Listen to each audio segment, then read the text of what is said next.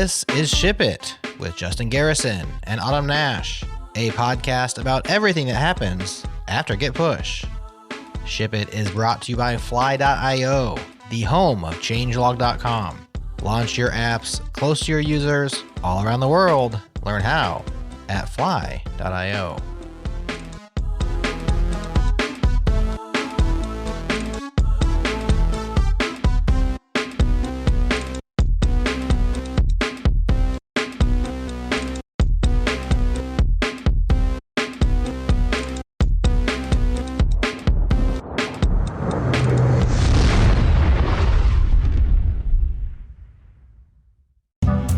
What's up, friends? I'm here with Kyle Carberry, CTO at Coder.com. So Kyle, I've known Coder as the IDE in the cloud, and over time, you've iterated to become a fully open source cloud development environment, a CDE. How do you explain what Coder is and what it does? Coder is a platform to provision you a development environment on any cloud infrastructure. That might be in a VM, that might be inside of a container, but Coder is kind of a developer's route to provision infrastructure for them to write software inside of. We started with the IDE, which is kind of like putting VS Code in the browser, which is what most people are certainly familiar with us for. And we kind of funneled that into more of a platform where people provision the infrastructure. And a lot of people do use a web IDE with Coder. A lot of people use a local IDE and just connect in. Okay, so what are teams coming to you for? Who's coming to you? What people really come to us for, particularly this problem is really exacerbated if you're a large enterprise, is when you have like 500 engineers that are trying to update like a version of Python. And instead, we allow one engineer to go through that tedious work of updating some scripts or some Docker container. And then you can actually just deploy that in one click to say like 500 engineers and make it really, really simple. Let's laser focus in on the platform engineer. It is that team's job to provide the best infrastructure, the best platform for their given applications, for their teams. What are some signs or signals for platform engineers to think about when it might be time to consider a cloud development environment like Coder.com? So as a platform engineer, developers might constantly be opening like IT tickets that their computer isn't working properly. They might constantly want to update dependencies, but that's a big mess. You constantly have to email people across your team to say, hey, Adam, could we update from Java 17 to Java 18? Those are the kinds of problems that people typically have. That's the status quo. You ship people more powerful laptops to improve the build times of your projects. You try to reduce the complexity of your products instead of simply, leveraging better hardware. We believe that the future is leveraging the cloud for a lot of these things. You can get more powerful instances in GCP or AWS that can make the build times faster instantly. You can let one developer create a standardized environment and then distribute it to 1,000 so that when you're updating from Java 17 to 18, it's just a simple pull request. You can co-locate your servers right next to something like S3 or a database that you're using in development so that you get immediate data transfers and it's not slow. Many of our customers, which is a crazy thing to say, but they use absolutely massive monorepos and they get clones that go from like 10 minutes or 20 minutes or an hour to simply like a minute or 30 seconds. It's just a lot simpler when all of your engineers are standardized on one centralized piece of infrastructure, and then one person can impact the lives of hundreds of engineers. And with that, we don't believe that everything belongs in the cloud. We think that some workloads are really amazing for it, and some are absolutely terrible. Coder should be a self-serve offering to your engineers. It should not be prescriptive, where you migrate all pieces of software development into the cloud. Only the things that really get a lot better by running them in this cloud-native way do we really promote moving. Well, it might be time to consider a cloud development environment. And open source is awesome, and Coder is fully open source. You can go to Coder.com, get a demo, or try it right now, or even start a 30-day trial of Coder Enterprise. Once again, Coder.com, that's Coder.com, Coder.com.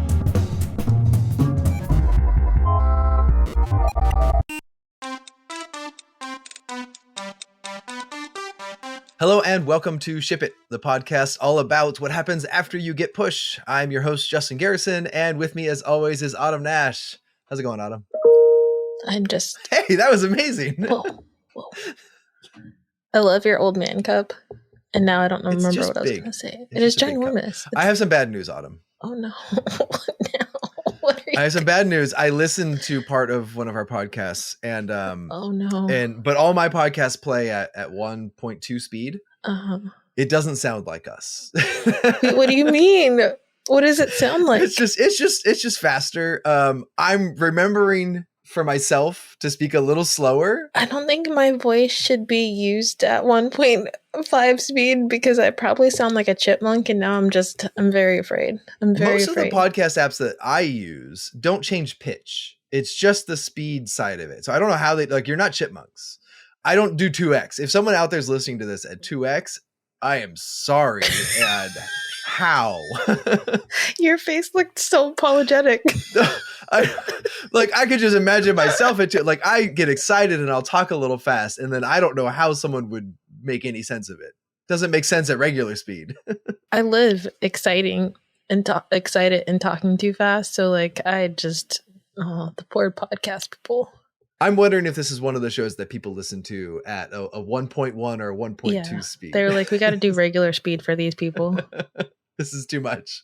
How do you listen to your own voice? Because I've only listened to I don't usually. I try not to. It hurts my soul. Sometimes I just appreciate you guys for listening to my voice and putting up with me so much. Because one thing that's worse than listening to your own voice is editing your own video, because then you're listening to yourself and you're watching yourself and you're like, oh man. That's why I can't do TikToks as much as you do, because you're always I made 5 TikTok videos, and I'm I can only look at myself and listen to my voice, and then I'm just why are you so awkward? Why are you like this? Yeah, for me, it's why'd you touch your face again? You didn't have to touch your face. This is...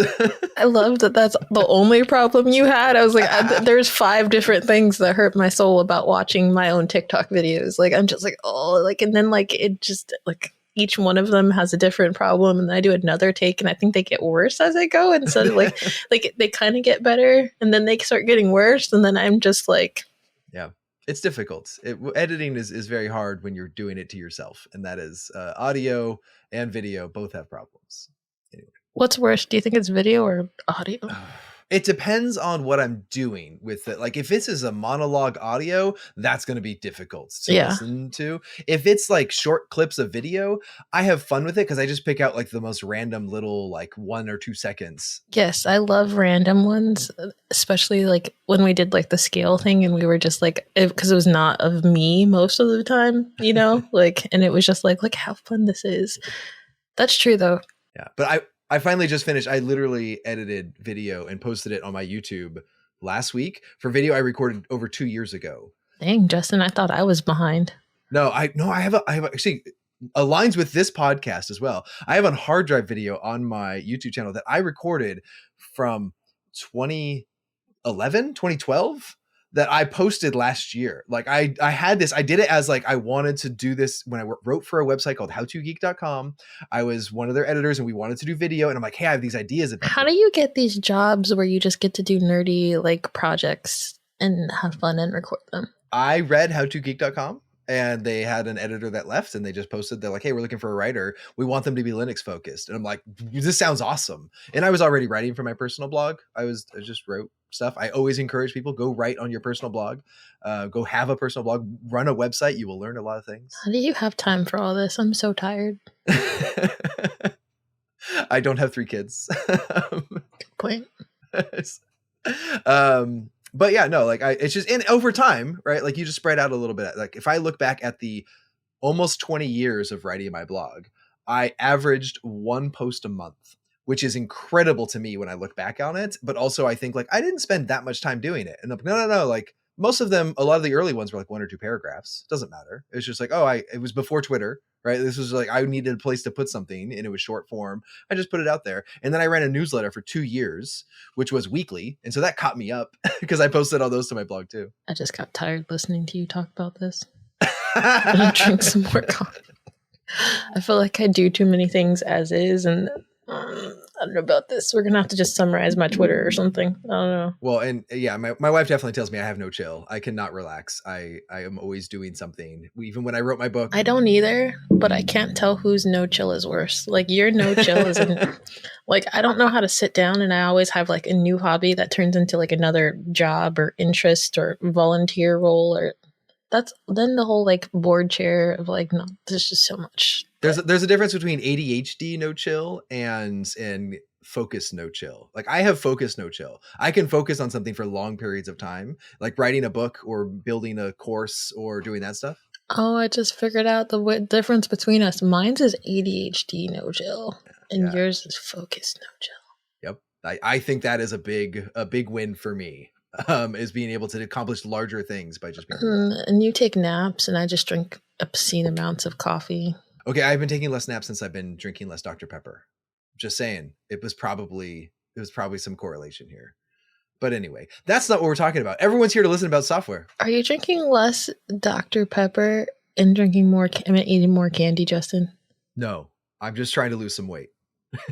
just less sugar all around. It's just, that's the goal. I'm both so proud of you. And also, like, what are you going to lose? Your beard? Like, no, I already did that. You didn't like it. It was horrible. Don't ever do that to me again. It was like, I tried to lose weight by shaving my head, and it wasn't as much weight as I expected. I was traumatized. Okay. Like, please don't ever do that again. Like, you need a hat and like a beard. And I need warning. I might need therapy after that. Okay. Like, it was traumatic. So on today's show, we're doing another retro episode with Michael Gatz. And Michael has done a lot of things in his career. And I had an amazing time talking to him at Scale. He had a really good talk about cost management, which will be in the show notes. And when I was talking to him, it was just more and more things that I was like, wow, I want to learn more from you about how things used to work, because all these patterns just come up again. And I love it. So I invited him on the show, and this episode is loosely about mainframes, but also just about what it was like running software in a financial system from 30 plus years ago. And I love it. I just love learning about how things were done, because it all always kind of cycles through. Yeah. It looks very familiar again. And batch processing at the end of the, trading window for the stock exchange is still just like, we're just doing batch jobs on a bunch of computers now. And it's just like, it used to be the night shift would come in and like fill out the forms, and now it's computers. And even when you get a more efficient new process, it was influenced by a part of the old process that sucked, that we needed to automate or do, you know what I mean? So they're all very relatable. Yeah. So let's go ahead and jump over to that interview with Michael, and then we will talk to you all after.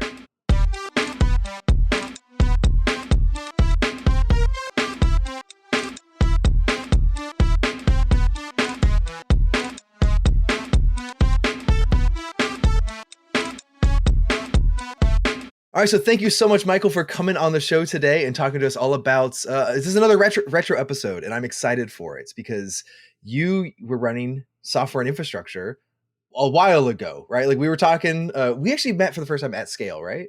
Yes, we did. All three of us were at AWS at the same time, but you know how big AWS is. Yes, we never ran into each other at all. And then we just started talking, and I learned so much from your talk at Scale, which people should go check out. I'll put that one in the show notes. But I did want to talk about what you used to do. So describe to me what infrastructure or software you used to run. Well, basically everything that has existed from roughly the late 80s to present, or early 90s to present, is something that I have probably touched, at least peripherally. I love it. Michael's like, I helped build the universe. Yes. So the universe, if you were at Scale, you heard the concluding keynote, and I'm spacing on his name, but certainly a gentleman who's older than me, who just went through his history going back, I think, to the 60s. Well, I can't go that far back.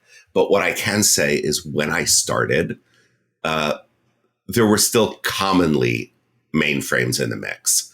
Now, the reality today is if you went back to the same types of institutions I worked for then, mostly large banks and brokerages, there are still lots of mainframes in that mix. There have to be. Can you define like a mainframe for people that don't maybe know what a mainframe is? That didn't work in technology in the 80s. Yeah. Okay, a mainframe is, and there was actually a really good interview, not on the Ship It channel, on one of the other channels, with a mainframe guy about a year ago. I can get you the details on that and you can add it to the notes. He really explains what it is, but it's where computing started. It's these, well, back in the day, huge boxes. You could literally open a door and walk into one of these computers that ran in massive data centers with surrounding cabinets full of disk drives and other accessories. Today, they run on 19-inch racks, just like everything else on the planet. But the idea behind it was you had a large central processing unit that was designed to do one thing and one thing only really well, and that was crush numbers. Everything else is kind of outsourced to peripherals, subcontrollers, all sorts of subsystems that do everything else so that that mainframe can focus on just crunching numbers. What is the contrast if we look at a modern data center versus a mainframe? Well, the contrast I would come up with is the mainframe was designed from the start to be high availability, multi-tenant, designed to do basic business functions, which was, or business or scientific functions, which, as I said, is crunching numbers. Everything else kind of fell by the wayside. When these things started, you were feeding punch cards into the machines, those as your storage, literally storage on cardboard for computers. I don't think we're going to go back to that. Although tape is making a huge comeback. Tape is dense, right? Like tape can store. Well, the thing is, tape is currently, because we haven't done anything with it for so long, it's not dense. So we can increase the density. What tape is it's huge. You know, a disk drive. I had one over here a few minutes ago. Oh, a disk drive is, that's the surface area. I'm holding a 2.5 inch, but a tape is about 3.25 inches wide and I think 1,000 meters long or 1,200 meters long, something like that. So your surface area is huge. Horrible for random access. Yeah, that's like linear access only, please. I was like, But if you're doing sequential access, reading a big data set, it rocks. If you're doing backups, amazing. One of the things I was thinking about in this interview was a lot of what's old really doesn't get old. It just sort of changes.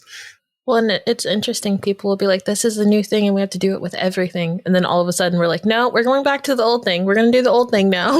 Well, we're always doing the old thing. And I've got another example of this that I'll bring up later. But to go back to mainframe is a big computer designed to centrally crunch numbers sequentially. What happened, I guess, a little bit before my time when the IBM PC came out, the first business personal computer, was the idea was rather than centralizing everything, we'll distribute it. We'll give everybody their own little personal workspace to do everything. And yeah, they may have to share it at some point. It may have to come together in a mainframe that combines everybody's work after the fact. But everybody gets their own space. And then networks came along and we realized that we could do this whole parallel thing. And today we've gotten to the point where we now have clusters and tools like Kubernetes and all sorts of middleware that have finally allowed us to build a high availability, multi-tenant, resilient infrastructure that kind of sort of does the same thing that mainframes did in the 1960s. So what's old is new again. Yeah. If you squint at it, it all kind of has the same patterns, but with different. Yeah, it's always the same thing. Well, actually, when you really squint at it, the thing that has the same patterns is stuff like you're beginning to see things like Oxide, which they haven't quite gone after the mainframe, but they're going after what IBM used to call the mid-range computer, which was sort of a smaller version that a normal company could afford. Right. There's a rack size computer. They ship it to you. It's an appliance essentially, and you carve it up and use it as you want. And one of the key things about it, they own everything that's in it.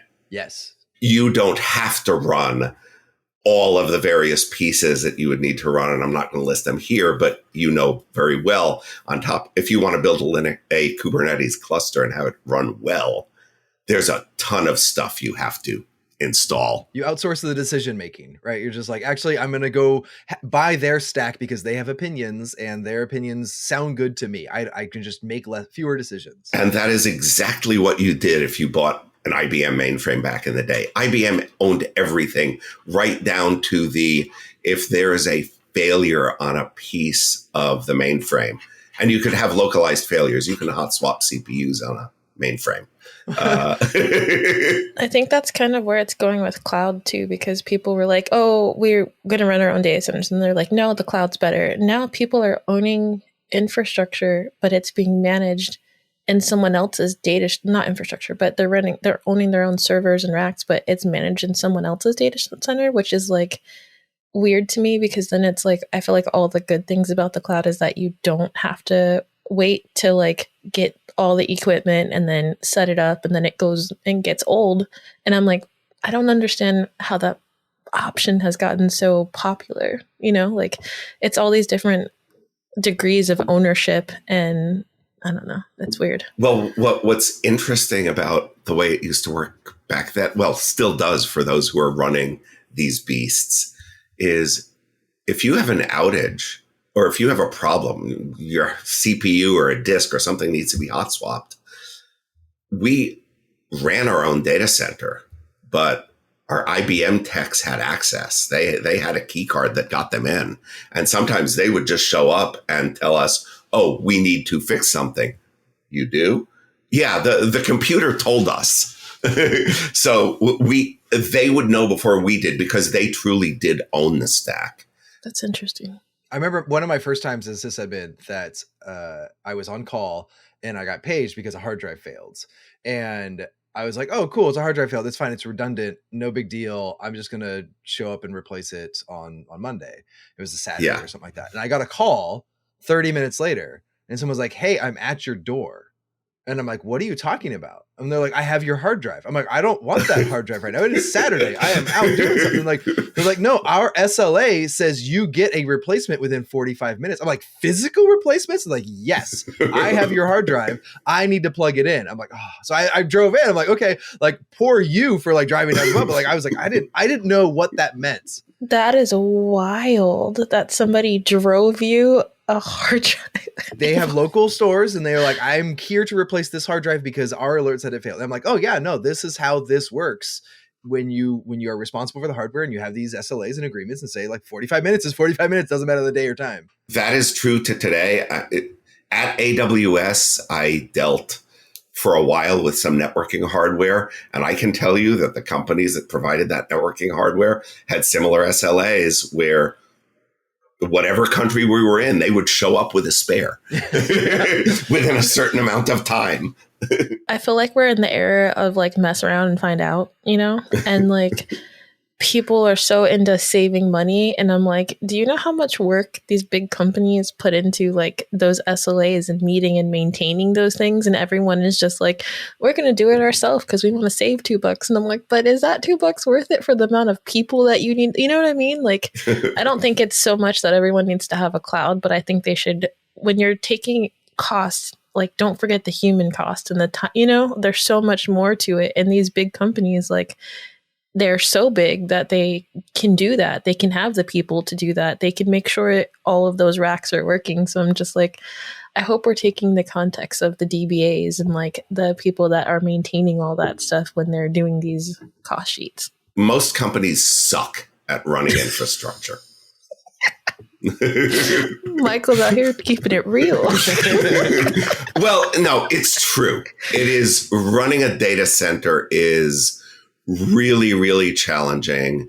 It's so much more work than I think people really, And it's not like it's a great career path being a tech running around hot swapping things in the data center. Unless you're going to sell that skill set, right? Because that is the case. Like people forget that like AWS and Google and Microsoft, they are the biggest on-prem users in the world, right? And they just happen to sell that on-prem to you, and they are good at running on-prem. Yeah. But that's what I'm saying. I feel like people, and even just a DBA for a database, right? Like people are like, we'll manage databases and we'll do our own. And then they'll pick like a very complicated database and they don't remember, for instance, for Cassandra, like that is a skill. There's a lot of big companies that were using Cassandra back in the day, right? And now people are either migrating, a few still use it, but that is a skill that is very hard to find. You know what I mean? It's a very niche, specific skill. There's very specific things you need to know about scaling it and like not having a node die. So when people are like, just like, I'm going to save some money, we're going to go back to this. And I'm like, you have to find the people that know how to do that. and do it well.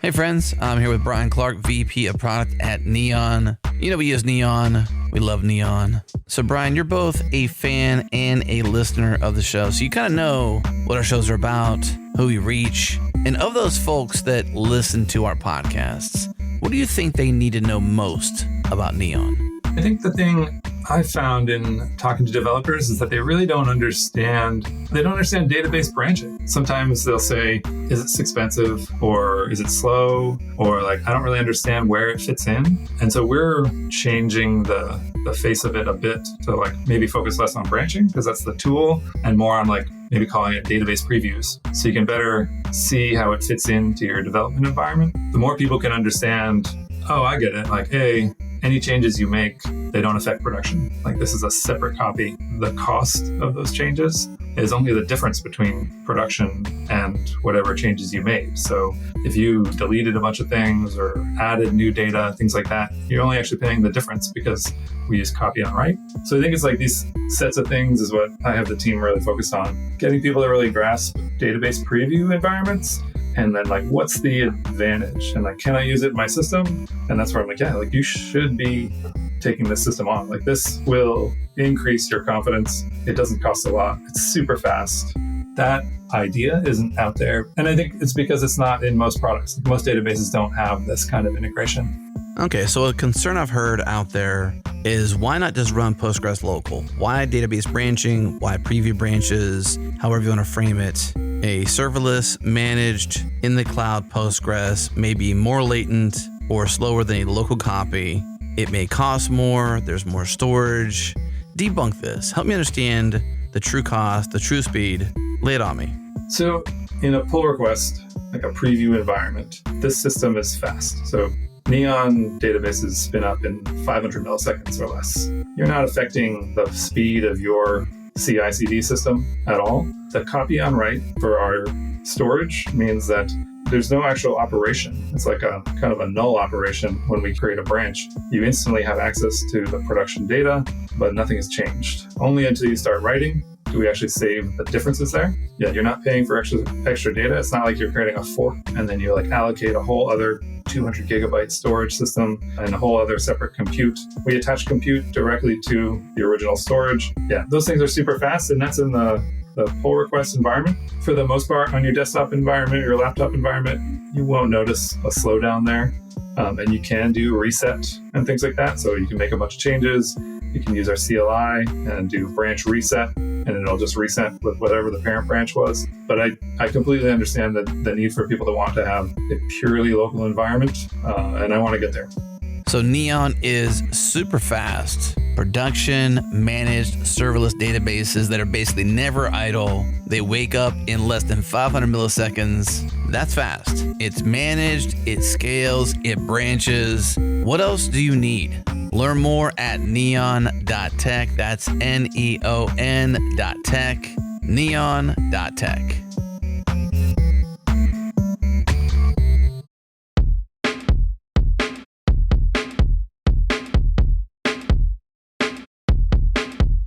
Michael, going back to mainframes real quick. One of the things when we were talking about this episode was something you said that was surprising to me and I wanted to learn more about. You said that with the mainframe, you always deployed on a Friday, right? Like Friday was deploy day. I'm not sure if that was so much a mainframe thing or the fact that mainframes tend to be used in big financial institutions where there are huge downstream effects to anything you change. You report your trades wrong to the stock exchange. Well, there could be multi-million or billion-dollar impacts to that. So you want to get it right.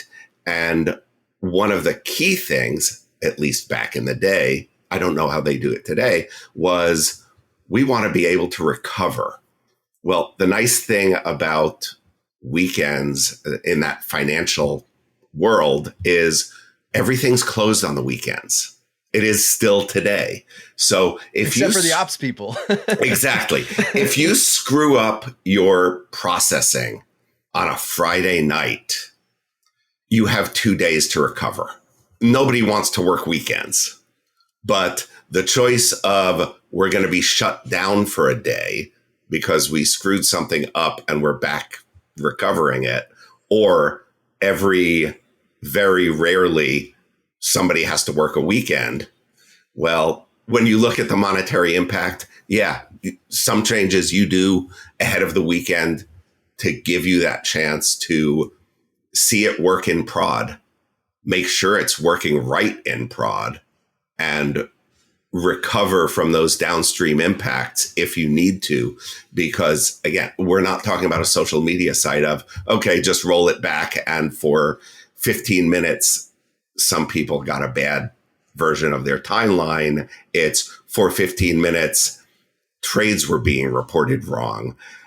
That's a very different world. I suspect that if I went back to that world today, it would not be all deploy on a Friday, because 90% of what they're doing is not that core processing. 90% or more of what they're doing is the various consumer facing apps and other things that you would be familiar with from a Fidelity or Schwab or whoever it is you use.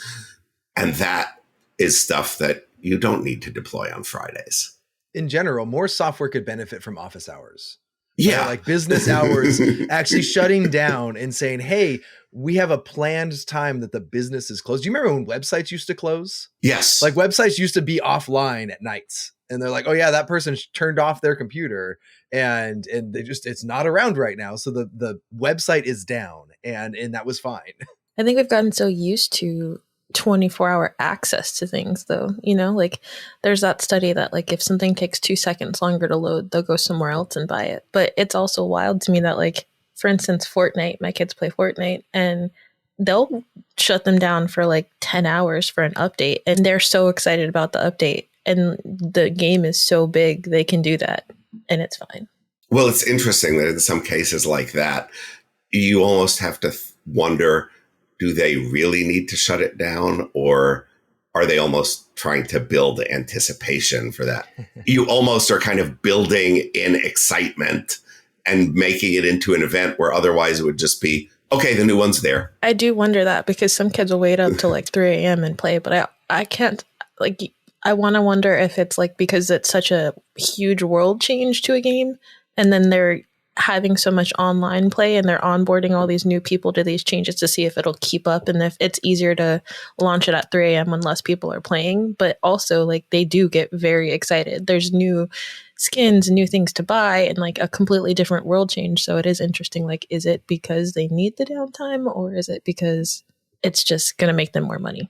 Well, first of all, if anyone that runs the Fortnite infrastructure wants to come on the show and talk to us about those updates, email us, shipit@changelog.com, because that would be fun. Yes. No, honestly, I find it so interesting because it's like like so much of the world is like, and SLAs are built on being highly available because we're going to miss money. But I honestly, I wonder, does it make them make more money? And like, I just find it interesting that they can turn this whole thing down. Well, and when you're doing like live updates, right? Like, because that's just if game servers, like, you have to wait for someone to quit so you can turn off the game server, all this stuff. Like, it would probably take them a month to roll out updates without just saying everyone disconnect during these hours, and then True. we can go through and replace everything.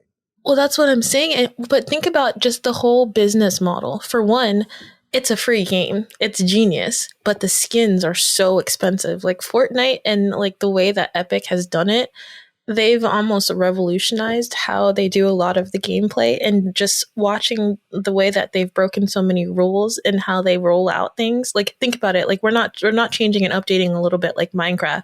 It is a completely different world with different things and different, you know what I mean? So it's just a very interesting concept to see, like, they've broken so many rules on like how we do gaming in general, and they've been so like wildly successful. I would love to know what actually is underneath all of that. Also, I think Fortnite's got part components built in Java too, which makes it more interesting.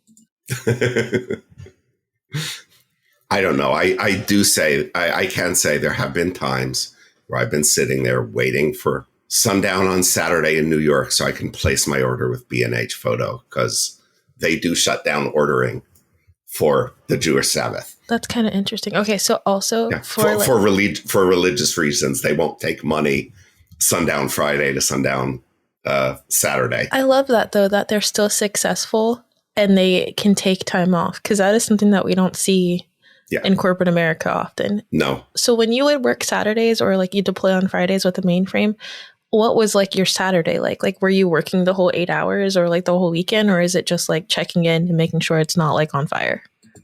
Typically, when we would deploy for Fridays, the stuff that was used, the online stuff, the stuff facing a user, would be used on Fridays. So we'd deploy early Friday AM before everybody came in, so we could monitor during the day. So it might mean an early start, but you would usually know very quickly, does this work or are there issues? Well, that's also interesting because like you're getting people to use it, right? You know, but you're not completely endangering your whole week. So that's like, it's right.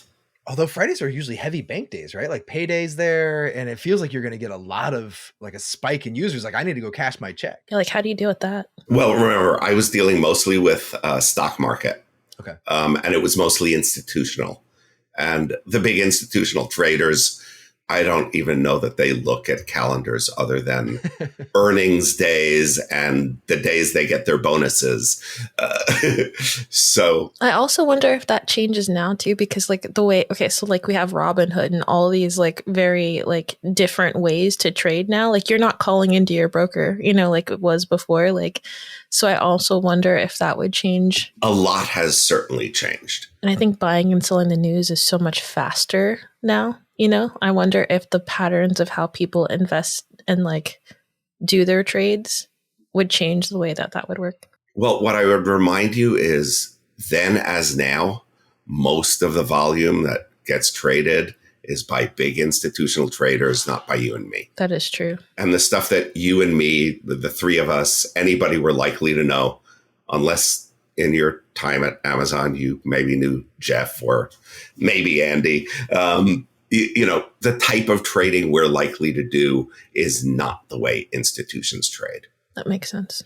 So very different world, but it certainly has changed.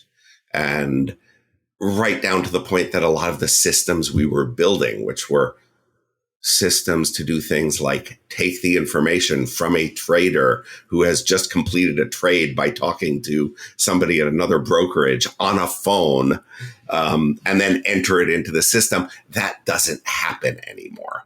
So a lot of that has kind of fallen by the wayside, which is why I think they're probably not deploying everything on Fridays anymore.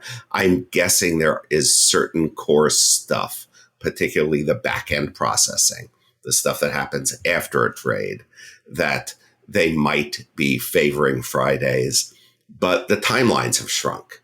We just went to what's known as T+1 settlement for securities in the United States, which is to say that everything completes related to the trade within 1 day. Within 1 day, the securities move, the money moves, everything is done. When I entered the business, I think it was still T+5. So you had 5 business days for the various brokers to confirm with each other that, yes, this is the trade that we did with each other. And these are the instructions we're sending to our related banks and other and clearinghouses and other institutions to make sure that on the T+5 day, everything moves correctly. What did that look like? Because I'm assuming in the 80s and maybe early 90s, like the stock exchange went through a lot of changes just with technology. Yes. We went through decimalization. Back in the day, they traded stocks on eighths. Oh, wow. That was the smallest you can get. It was the eighth. Yeah, that was the smallest you could get. You'd buy a stock for, there was no cent base. It was a stock would trade at 12 and an eighth, 12 and a quarter, 12 and 3/8. When we talk about stock exchange today, it's like this like weird system of moving components. But back then, like, was there a moment in time when like the stock exchange was paper and they're just like, this is the stack of paper that says that today's stock exchange is this stack of paper, and we're going to go through it and we're going to spend the next 5 days. That's way before my time. Right. But I feel like 70s, 80s timeframe would have been the like digitization of that, right? Like at some point they're like, we need to store this in some sort of form of like database, right? Like, I don't know. Stop calling Michael old, Justin. No, I'm fascinated by the technology. I am, first of all, but I'm sure there was, when I talked to some of the old time people who were like, yeah, at the end of the day, we just take these stack of what they call trade slips, where, the traders would write what deals they did and with who, and some clerk would sit there and interpret this and enter it into a computer. And then you'd go through this 5-day back and forth of everybody confirming that what my trader wrote down on the piece of paper to hand to a clerk who may have typed it in wrong confirms, aligns with what yours does. And by the way, what I have on file for this customer's banking information aligns with what you do. That's why it took 5 days, especially since a lot of this information, again, before my time, but I heard the stories, was really okay. At some point on the nightly processing cycle, somebody would produce a tape, and somebody would physically take that tape and run it down to some other institution on Wall Street, and they'd read it in. And that was what you did as business for the day. It's kind of cool that it shows how technology and making it more efficient kind of influenced the regulations a little bit more. Oh, yeah. But also this just proves that ageism is total BS, because like people always are like, oh, well, things are changing and things are new. But like, because so much of old is really the most stable and, best way to do things, even when you advance, it's so many of the other principles, and having that knowledge makes you better at it. Like, it makes me so mad that so many people with like what's going on right now are having a hard time getting jobs, and people are being judged by their age. And I'm like, those are the people that you should want. Like, they've seen it get real. They've seen it change. They've seen so much. And it just makes me mad that it's not valued. I also think that we do everybody a disservice by assuming that everybody's going to come in with the knowledge they need, and we're not going to need to train them, which was, well, I was going to say, the reason I know so much about data centers, which I do, is because back in the day, I worked on mainframes, but they weren't teaching mainframes in school. Even when I went to school, they were not teaching mainframes in school. I was working on PCs. I was working on Linux boxes. I had never seen a mainframe. They had to train you. So I actually joined something called a training program. They actually had these things. What did you do in this particular training program? And I can't speak for any other. Well, for 6 months, you spent 4 hours a day in a classroom, or doing work or doing exercises in a classroom or in front of a computer. And for the other 8 hours of the day, you paid your dues. How do you pay your dues? Well, they put through you at something you could do, which was doing stuff in the data center. That's awesome. So I spent, in my case, they shortened the training program by 2 months because I actually came in with a CS degree. A lot of people didn't. So they accelerated me a bit. But I spent 4 months working as an operator in a data center. I know how to mount a tape to a data center. I know how to mount a disk drive. But that's so underrated, though. Now that we're trying to automate everything and make things go like, for efficiency and for money, but we're going like, if you don't build it, how do you fix it? If you don't go through all the troubles of trying to figure out and like, the failing and experimenting, you will not be as like effective. So it's like the next generation of developers, are we going to break them by like overly automating and having things do everything, And building with oversight, right? Because like that whole training, like it's an apprenticeship, right? Yeah. Like when I look at like my neighbor was an electrician, and like he's like, yeah, no, I have like this year-long apprenticeship, and I wish there was a way, because like a lot of people are just like, this is guarded secrets now, and it's like, well, it's not really. Like, don't give them all the customer data, but like there's plenty of stuff that someone can do. But it's also like wild though, because like they just expect you to come out of college with all this knowledge, and college does not teach you Linux or Kubernetes or and, yeah, like infrastructure. knowledge is not experience. Exactly. Right? Because like I can have the numbers in the books, and they're like, oh, And theoretical and actually doing computer science are two wildly different things. Yeah.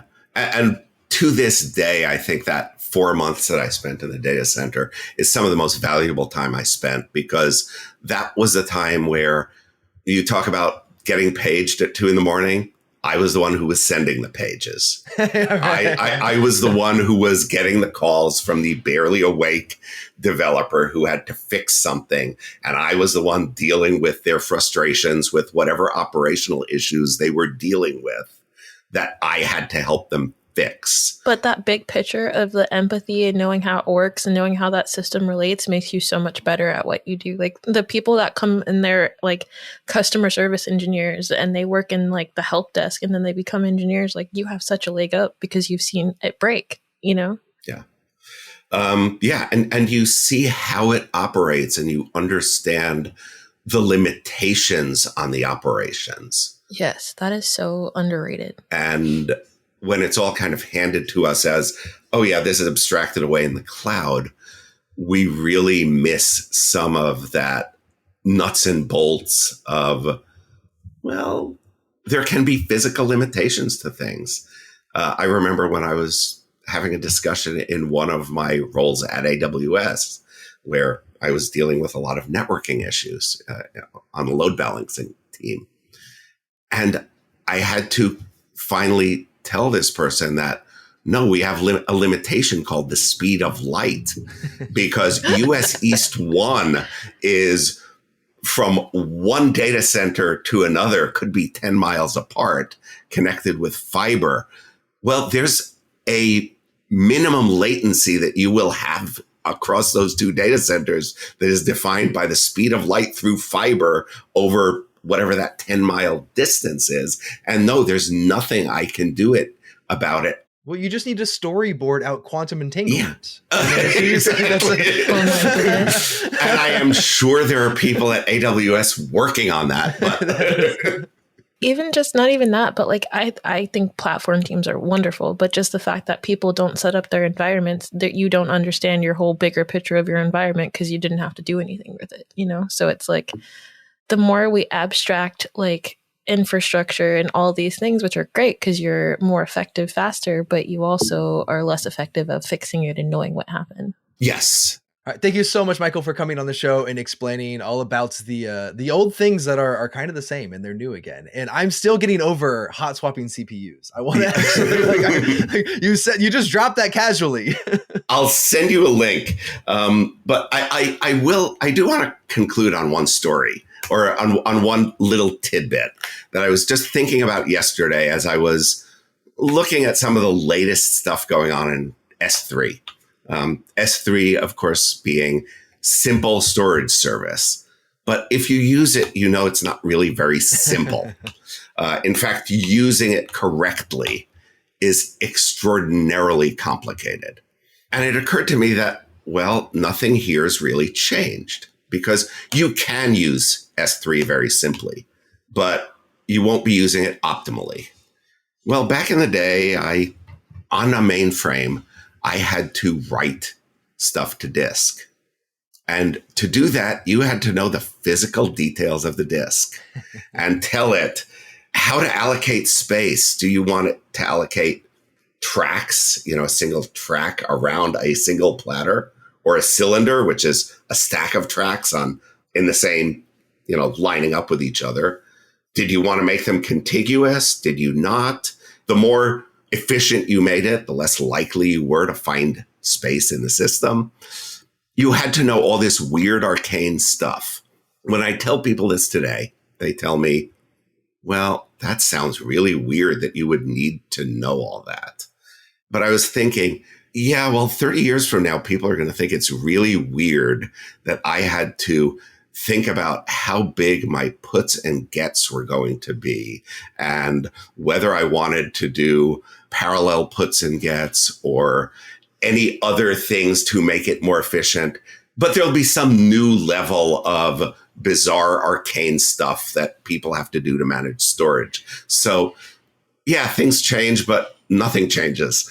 Yeah, even like 5 or 8 years ago, like I was doing a bunch of stuff in S3 and I didn't know to like have unique primary keys, right? Because it's not a file system. Oh, absolutely. And I wasn't doing that. And I was like, I didn't know how to use this. I was using it quote unquote simply. And then I was hitting bottlenecks. You need to distribute the keys to keep them from Exactly. I had like a terabyte of data up there and I'm like, why can't I fetch it? Why is this slow? It's S3. It should be the cloud. I'm like, no, you need to distribute this over keys. I'm like, oh. Like, well, that's not simple. That's putting the architecture of the system on the developer in exactly the same way the mainframe was putting the architecture of the hard drive on you as a developer, right? Like we just push that off, and that architecture underneath the thing is going to influence how you can use it. Yeah. And that has not changed, and I don't think that's ever going to change. Nope, leaky extractions are always leaky. So it's always going to happen. And it's just a different level of like, okay, how low, like I don't care about the hard drive allocation in S3, but I do care about the architecture of the system putting it together. So yeah. Well, thank you so much. This was a lot of fun. And if people want to reach out to you, I know you have michaelgatt.com. We'll put that in the show notes. And we'll put a link to your talk and a couple other areas. And okay. And I'll send you a couple links related to some of the things we've talked about, and you can put that out there as well. Awesome. Thank you so much. Okay. Thank you.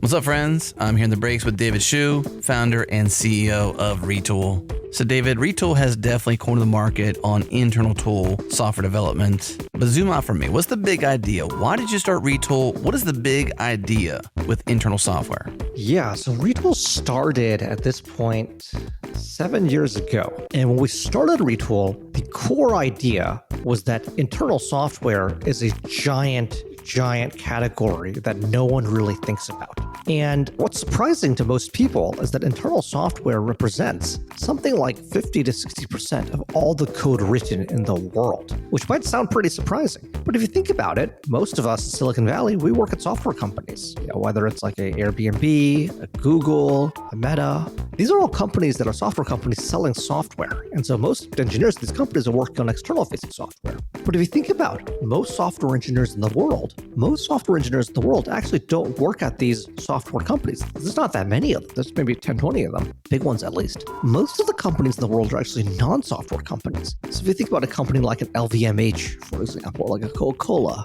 for example, or like a Zara. Zara is not selling any software, but they actually have a lot of software engineers, actually. And all their software engineers, all they do day in and day out is basically build internal software. So that's, I think, one reason we started Retool. The second reason we started Retool is if you look at all this internal software that people are building, it is remarkably similar. So if you take a look at, like a Zara, for example, versus Coca-Cola, two very different companies, obviously. One a clothing company, one a beverage company. But if you actually look at the software they're building internally to go run their operations, it is remarkably similar. It's basically forms, buttons, tables, all these sort of pretty common building blocks, basically, that come together in different ways. But then if you think about, not just the UI, but also what's the logic behind a lot of this stuff, they're pretty much just hitting API endpoints, hitting databases. You care about authentication, you care about authorization. These are sort of a lot of common building blocks, if you will, to internal tools. And so for us, the insight was, wow, internal software is a ginormous category, and it's all so similar, and developers hate building it. And so could we create a sort of higher level framework, if you will, for building all this software? And that would be really cool. That would be really cool. Okay. So listeners, Retool is built for everyone, built for enterprise, built for scale, built for developers, and that's you. And if you found yourself nodding your head to what David was saying, then check out Retool at retool.com/changelog. It's the fastest way to build internal software. Do yourself a favor, get a demo or start for free today. Again, retool.com/changelog.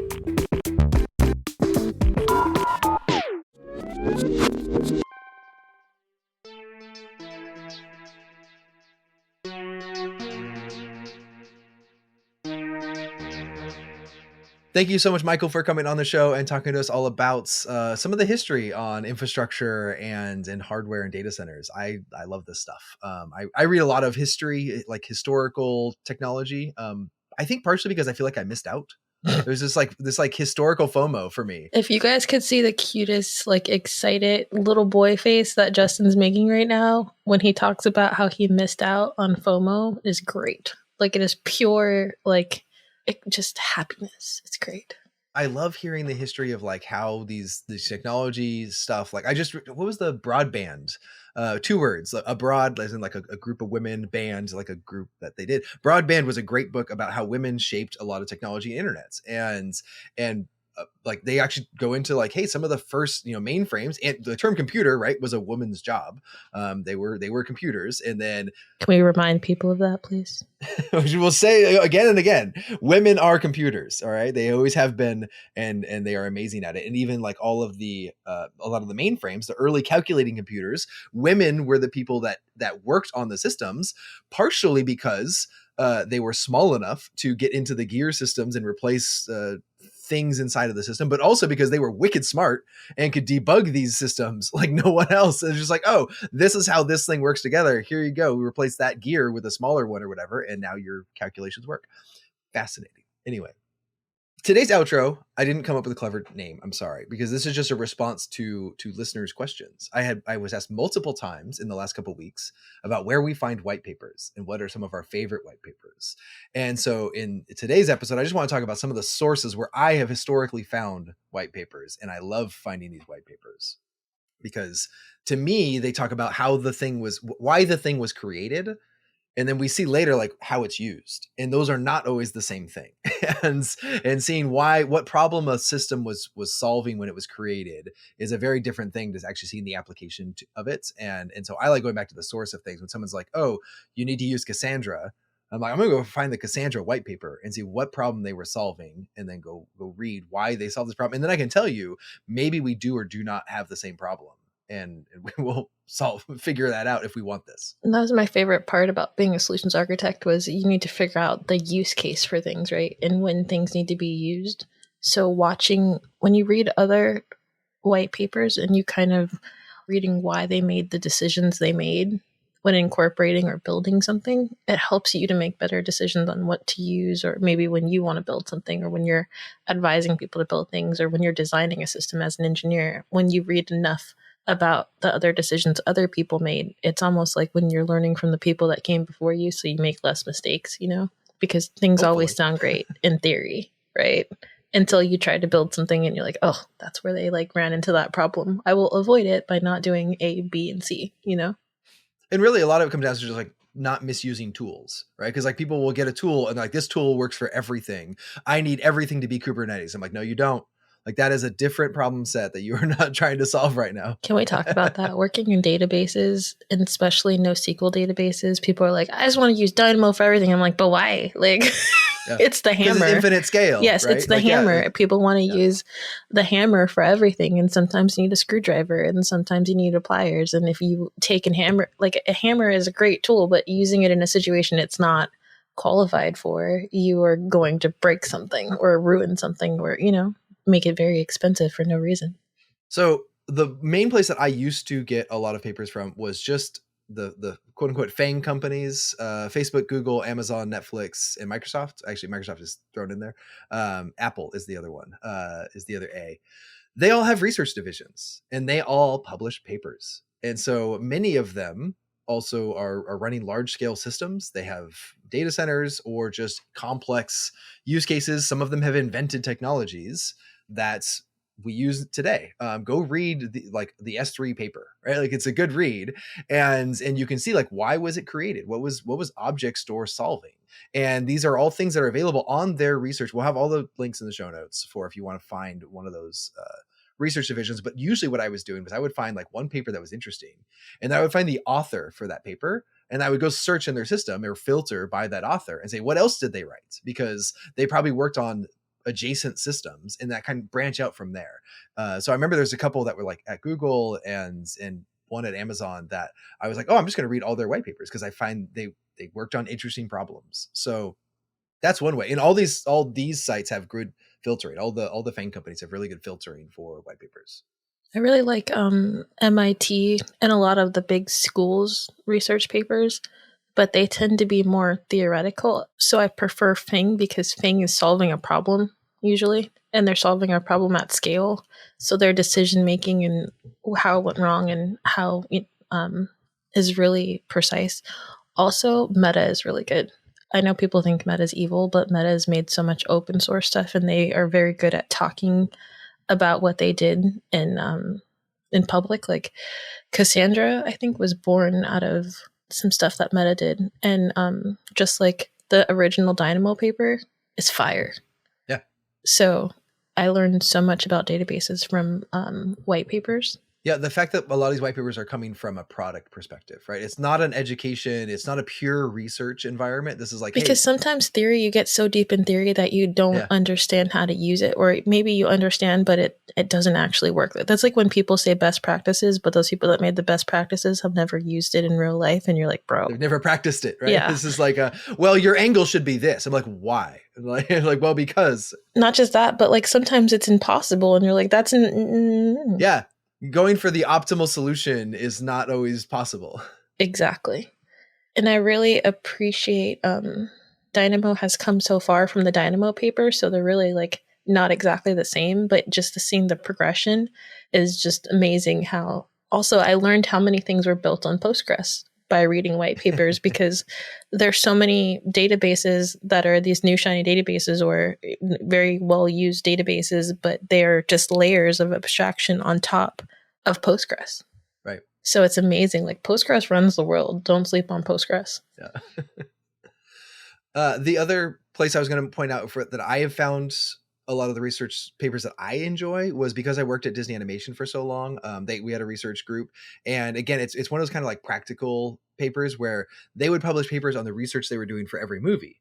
So for like Frozen, there's a paper about how to render snow and light refraction inside of snow, which isn't transparent, but it's not a solid object. And so like, how does light get refracted inside of snow was like actually like they studied the physical properties, and then how do we reproduce some of that in a computer, and then how do we make that research practical to actually ship a movie in time, right? Like that's like the progression they have to make. That is so interesting because I don't think I would have ever thought about how to make snow, but and like it's weird because I don't know where I will use that information, but I really want to read about it, you know?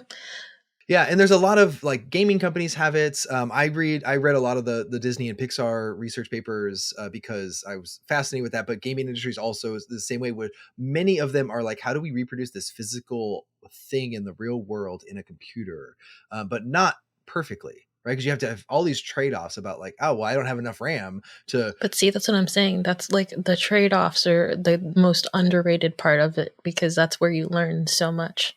Yeah. For sure. And the last place I was going to point out that I get papers from is acm.org has a bunch of journals. They run conferences that I enjoy. Like SIGGRAPH is a like gaming animation sort of conference. And so there's a lot of stuff that comes out of that from talks, but also I watch a lot of talks at conferences online on YouTube. Like if they're recorded on YouTube and I think it's interesting, I will find one that's interesting at a conference. I will watch it. And then I look at that person's sources.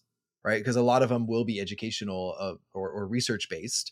And they'll say like, oh, we built some of our foundational stuff on top of this paper. So I would go find the paper and then from that, same with books. Like if I'm reading a book and they have a paper listed of like, oh, we got this research from here. If I'm interested enough and I feel like I have the time, I will go ahead and find that paper. And my flow for like finding papers is I just find the PDF and I put it in Apple Books and I read it on my iPad with Apple Pen. All right. And I just add notes to it. And that's where I typically consume them. I used to print them out and every lunch I would go with a Sharpie marker and I would go sit outside, leave my computer or my phone at my desk. And I would just go out there with a white paper. I don't do it to like remember them. I don't do it to like search through them again. I'm not looking at my notes, but just sometimes I want to like jog my memory of like, oh, what did I like out of here? And I'll find some highlights. I'm like, oh yeah, that was the key point that I thought was interesting. Thank you so much for listening to this episode. If you have people you would like to hear, like to have on the show or topics you'd like to have us talk about, please email us at shipit@changelog.com. We do have a bit of a plus thing that Autumn and I go on a tangent here talking about not just research paper, but just general like engineering blogs and kind of how that relates to DevRel and engineering and some thoughts we have there. So stick around for the plus content and we will talk to you all again next week. 3, 2, 1. Thanks for listening to Ship It with Justin Garrison and Autumn Nash. Subscribe now if you haven't already. Head to shipit.show for all the ways, or just search for Ship It wherever you get your podcasts. You'll find us. Thanks once again to our partners at fly.io, to the mysterious Breakmaster Cylinder for these dope beats, and to Sentry. Use code CHANGELOG when you sign up and save $100 off their team plan. That's all for now, but come back next week when we continue discussing everything that happens after Git Push.